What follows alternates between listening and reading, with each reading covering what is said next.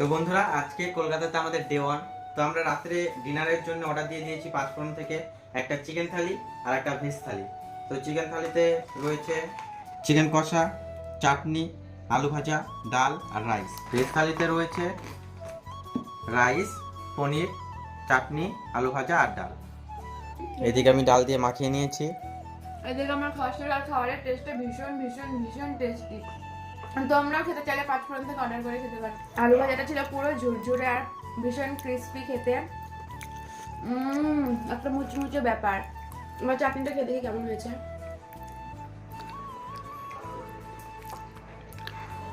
চাটনিটা একদম ঘরোয়া স্টাইলে করেছে, খুব সুন্দর। আর পনিরটা ছিল ভীষণ সফট, তোমরা দেখতেই পারবে তুলতুল একদম ব্যাপারটা। এবার খেয়ে দেখি কেমন। এটার টেস্ট একদম খুব সুন্দর। তো আমাদের খাওয়া শেষ হয়ে গেছে আর আজকের শর্ট ব্লগটি এখানেই শেষ করছি আমরা। আর তোমাদের ব্লগটি ভালো লেগে থাকলে লাইক, কমেন্ট, শেয়ার আর সাবস্ক্রাইব করে দিও। টাটা।